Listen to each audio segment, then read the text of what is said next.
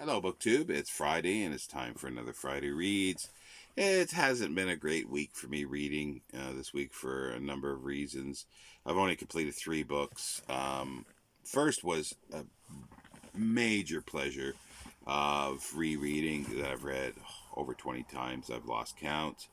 And that was on Saturday. I just spent a beautiful Saturday afternoon reading or rereading Clifford D. Simak's City. It's a fix-up of stories. Um, 8 originally, and then a ninth was added. The epilogue. This was published in 1952, 51, 52, 52, I think. Yeah, 1952 by Gnome Press. Um, and this is one of the SF masterworks. Not a fan of this cover, but I love the stories, and it's a fix up, as I say, of short stories, and then there's connecting material, and I just love the way this starts. Is these are the stories that dogs tell when the fires burn high and the wind is from the north. Then each family circle gathers at the hearthstone, and the pups sit silently and listen. And when the story's done, they ask many questions. What is man? They'll ask. Or perhaps, what is a city? Or what is a war? And then, as I say, the last story was written as for a collection that's was done for John W. Campbell. And Simak was one of the stable authors of Campbell, and he sort of, helped through, helped as well as Asimov and many others, Heinlein and so forth. Um, and there's quotes on here, stuff like to read science fiction is to read Simak, Robert A. Heinlein. It's a little quote there.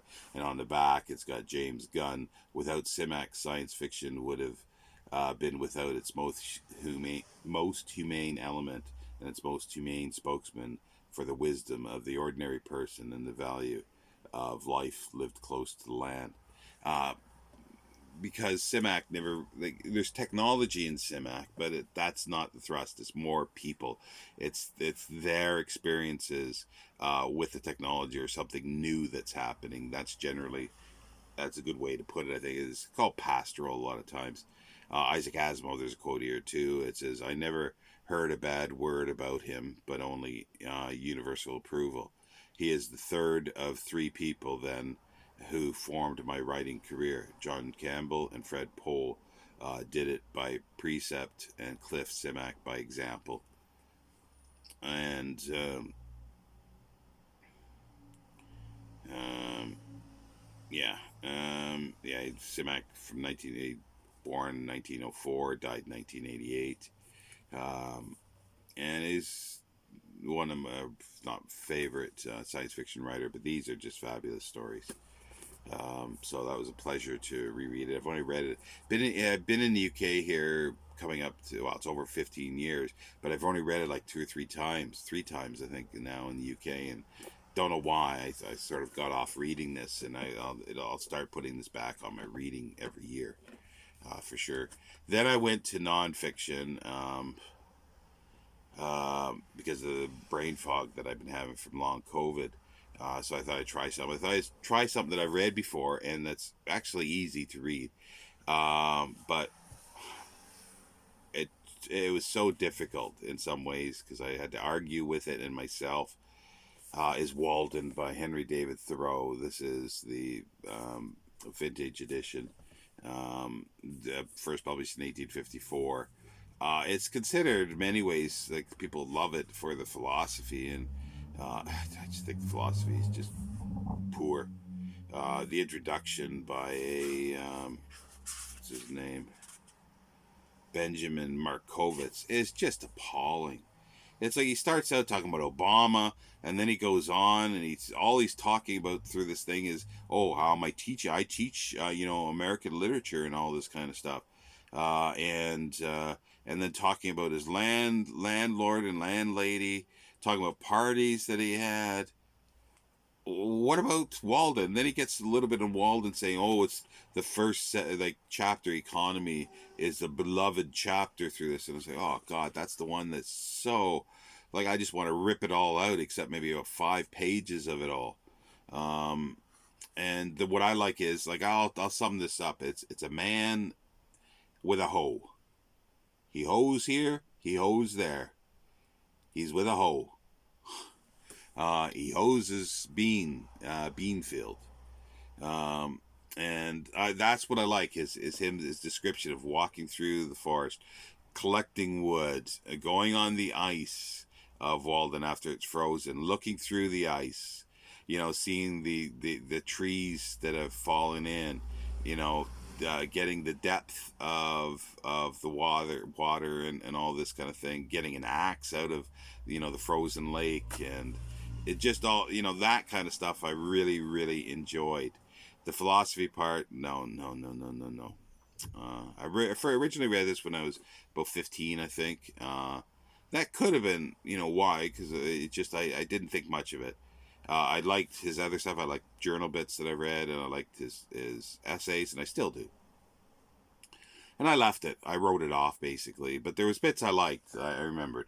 And then when I was in university, when I was taking the odd thing was medieval sort of Christianity, but also / medieval Christian philosophy class. And one of not one of the prof there, loved this, and so I decided to reread it then. And again, I was convinced that I didn't like it as the philosophy part, but I did like the descriptions of all those things that I said. So I thought I'd try to reread it, and I wish, like, I normally don't like writing in books, but this is an example. It's just a cheap copy, paperback. I'd love to, had a nice, soft, pencil, and put like say, oh, this is worth reading again. Not this, skip this, skip this, skip this. And things like that. And that's what I'd like to do. But I would love to get a really good. I think Yale has done one. Like there's many so-called annotated ones, but I'd like to get a really good one because I'm pretty good a lot of times with the plants and stuff that he talks about in trees. But it's things as simple as he talks about a white pine and a yellow pine.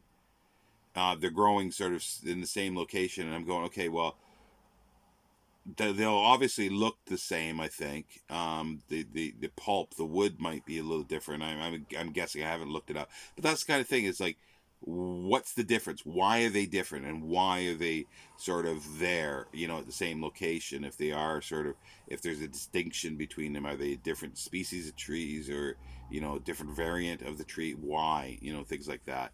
So those are the kind of things that I just would like to have. With this, if I ever do, I will be doing another reread of it at some point, at least those parts. And there's a couple lines here. They're right at the end in this conclusion. And remember, this is written in 1854, and I think some early 20th century authors read this and took it to heart. He's talking about hunting. How long, pray, would a man hunt giraffes if he could? Snipes and woodchucks also may afford rare sport, but I trust it would be nobler game to shoot oneself. So this is his philosophy. You get tired of shooting everything, you shoot yourself. As I said, Hemingway. That's like, it made me think of Hemingway again once I read this. Because I think it was Clive James in his fame in the 20th century. He says, Hemingway, shot everything, and when he was finished, he got tired and finished shooting everything, he shot himself. And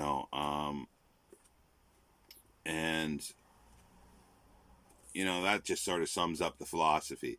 You get tired of shooting things, you shoot yourself. Great philosophy. But yeah, so a good read, but also a bad read in some ways.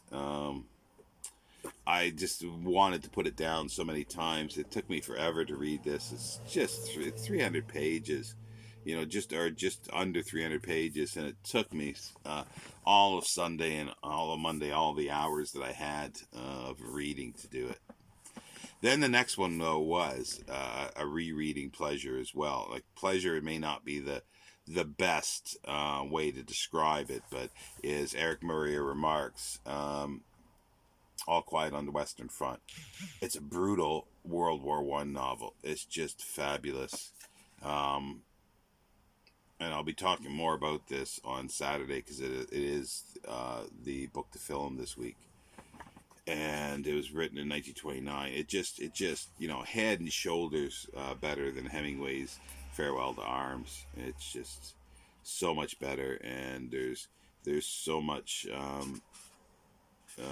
to it just the writing's great. It's horrific in many ways, and it's like here's an example. Like there's a lot of like in the films they should have had smell-o-vision, which they did at one time, believe it or not.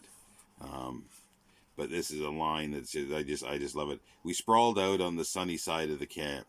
It smells of tar, summertime, and sweaty feet. And it's just other horrific descriptions. Anybody who would read this and say, "Oh, I want to go to war. It sounds fascinating," is bloody insane. And they should just lock them up, or put them all that would say that, and just give one unlimited, and the most lunatic of them all, give them ammunition, and just say, put them out of their misery and keep a few others to dispose of the bodies. That's I just can't see anybody reading this and thinking, oh, war is heroic. It's and all this kind of stuff. It's just it's defies imagination, but people I'm sure have. The next one that I've started reading, like I think it was this morning that I read the introduction, is another one of these detective clubs. I just love the cover. Just love that. Love it, love it, love it. And it's a collection of short stories. 1913, I think it was originally written. So I'll get to reading those today. There's no rush for me to read any of this stuff. So I had a really bad week this week reading, but oh well. That's how it goes. Hopefully next week will be better. And I'll leave it there. Last week I had asked for if anybody had the current at that point, the June 4th TLS. I did get one response. Like I left my email in the notes, or in the description, but of that one. Somebody said that they get the electronic copy, and would that be helpful to me? And it's like I couldn't reply to that thing. Some people's comments, I can see them in one area, but they're not on the page. I can't reply to them. They're not in this sort of deleted or held or area. They're just not there, but they're there in one area. It's bizarre. Somebody told me that sometimes when somebody puts a comment up and then deletes it. Well, I'm not too sure, but anyway, I've rectified that. There was a time where you could get there's still online companies you can buy single issues of things.